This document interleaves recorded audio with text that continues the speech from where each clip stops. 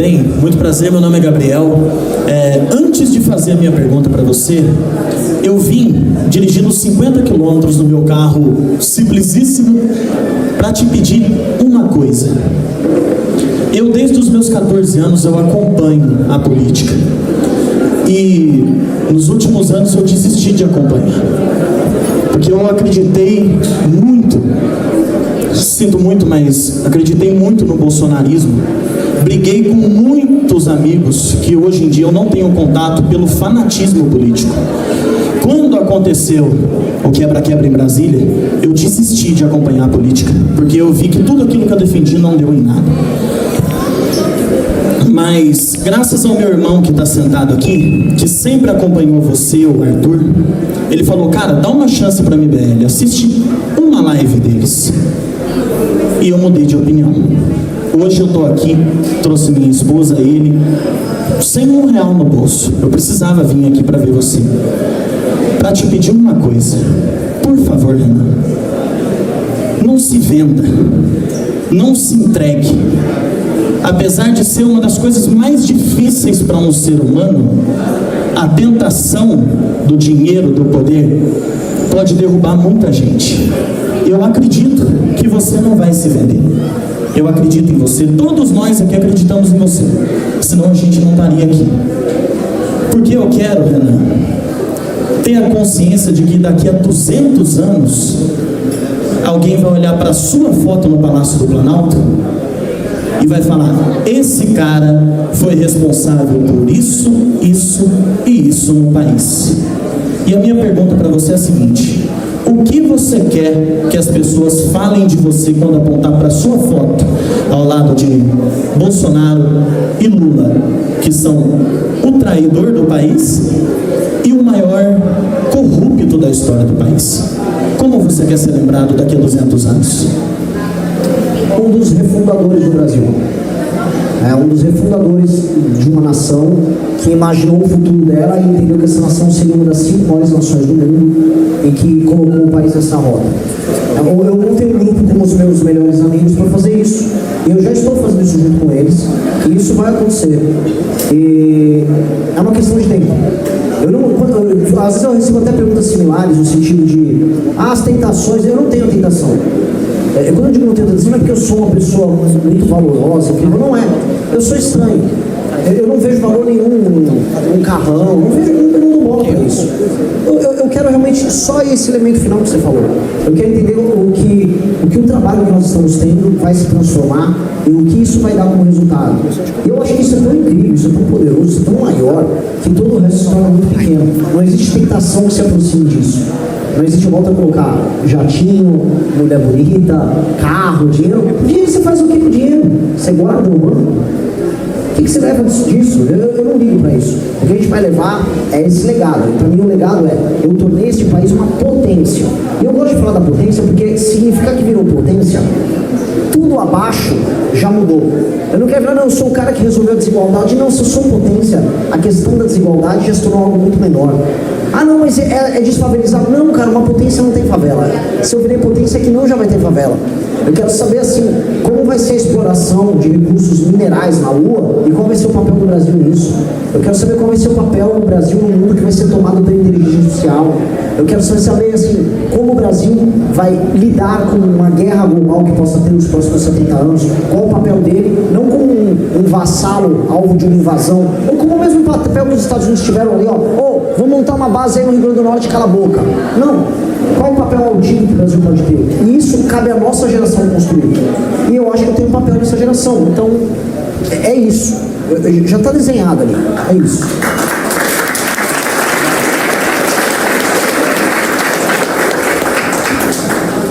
Aqui. Boa noite, Renan. Meu nome é Arthur. Eu sou bacharel em Direito. E falaram aí sobre as candidaturas futuras que a missão pode ter. Muitas pessoas aqui não me conhecem, mas eu tenho um sonho e provavelmente em 2028 eu vou tentar a candidatura para vereador aqui de Pouso Alegre, porque eu acho que só o russo tentar fazer as coisas é uma pessoa só numa política grande de Pouso Alegre que, infelizmente, está tomada pelo poder corrupto da cidade. O que eu quero te fazer uma pergunta é uma pauta que eu estou com ela desde 2024, por conta das enchentes. Pouso Alegre sofreu uma enchente em 2024. Recentemente, nós tivemos a enchente de Ubá. São Paulo, toda vez que chove, enche. Aqui em Pouso Alegre, nas regiões, chove 5 milímetros, dá enchente, dá alagamento novamente. Eu queria saber o que você e o Partido Missão têm de proposta para resolver as questões das enchentes. Porque é uma vergonha para Pouso Alegre, que vive fazendo shows grandiosos na cidade. Daqui a pouco vai vir Ana Castela, Estãozinho Chororó, e não adianta nada ter show, as pessoas de fora chegam aqui, está chovendo e alaga tudo, não tem show, não tem nada, acaba com a estrutura da cidade, acaba com o turismo da cidade. Então, perfeito. essa pergunta é como resolver o problema das enchentes? Perfeito. De maneira clara, enchente significa ausência de infraestrutura. Você só é vítima de uma chuva, de uma intempérie, que não seja um gigantesco desastre natural, se você não tem capacidade de previsão dos problemas que você tem que ter em termos de infra, dos investimentos que você tem que fazer em termos de infra e de como você vai executá-los ao longo de um determinado período de tempo. Ok? Países sérios se planejam, executam e melhoram. É isso que um país sério faz quando ele tem uma infraestrutura.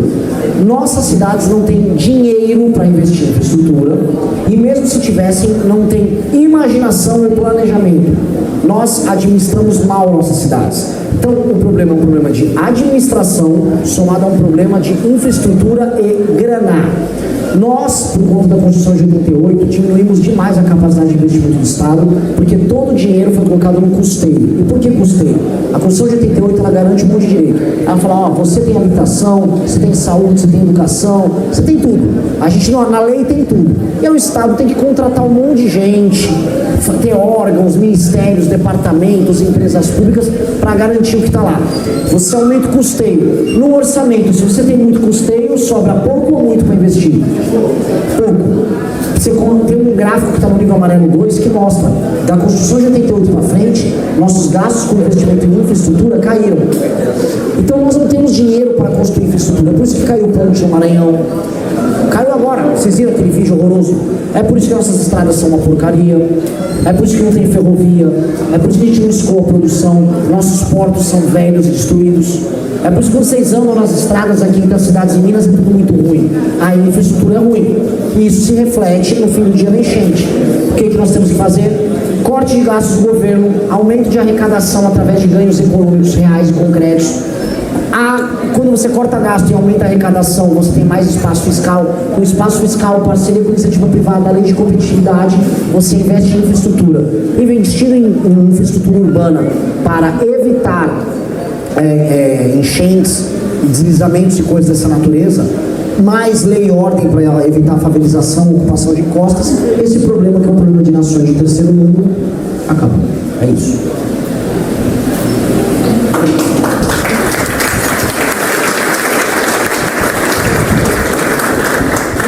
Renan, boa noite, tudo bem?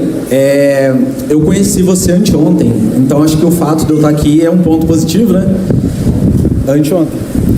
E assim, eu assisti a sua entrevista no Flow lá com o Igor e basicamente foi a primeira vez que eu vi um candidato à presidência falar por 2 horas e não falar nenhuma merda que eu pelo menos não concordasse. Então, me identifiquei muito com seus pensamentos.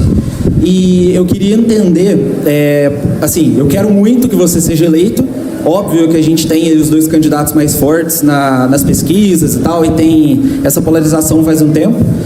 Eu queria entender, para uma candidatura, se a sua estratégia vai ser chegar no debate e falar de proposta, ou se ainda assim é necessário fazer o marketing de cachorro louco, de chegar lá e ficar atacando, etc. Eu queria muito ver algo diferente dessa vez, porque eu nunca vi alguém chegar lá e falar de proposta sem ficar atacando outro governo, entendeu? E eu acho que você tem uma oratória muito boa, uma capacidade muito boa de fazer o público enxergar você pelo que você acredita, pelo que você sabe, e não simplesmente de falar de que governo A ou B fez mal ou fez bom, entendeu? Acho que só o fato deles estarem lá e você fazer uma pergunta, eles não vão saber responder e você vai saber. Então acho que isso já é um ponto muito positivo para a tua campanha. É isso. Ótima observação, eu concordo com você. Eu não estou afim de... Muita gente fala, não, você vai lá destruir os caras nos debates. Eu não estou muito afim de fazer isso. Porque isso significa que eu estou sendo pautado pela existência deles nos debates. E se eu vou lá no debate ser pautado pela existência deles, significa que eu não tenho muito a propor. E na verdade a gente tem muito a propor. Então eu vou ter que usar aquele espaço que tem na TV para falar das nossas coisas e eles que vão reagir ao que nós estamos fazendo. E não o contrário. Se fala merda lá um cara, eu vou dar uma bordoada nele.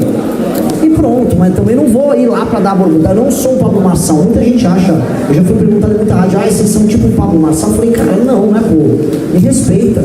Então eu não vou cumprir esse papel. E eu acho, você falou uma coisa, eu acho que eu sou, modéstia à parte, um grande orador. Cada um tem que saber seus defeitos, suas qualidades. Eu acho que eu sou um bom orador. Eu acho que se me colocarem com uma câmera na frente na televisão falando pra 30 milhões de brasileiros, eu vou saber o que fazer com aquele microfone. Eu vou saber me virar, eu vou saber expressar o que eu expressei para vocês aqui. Então eu vou falar, vou me dar espaço, vou fazer as perguntas, vou ser respeitoso, mas não vou ser otário. Falou merda, vai ouvir de volta e vai ouvir pesado, mas depois vai ouvir uma proposta ainda para lembrar que a gente sabe o que está fazendo. Vai ser isso.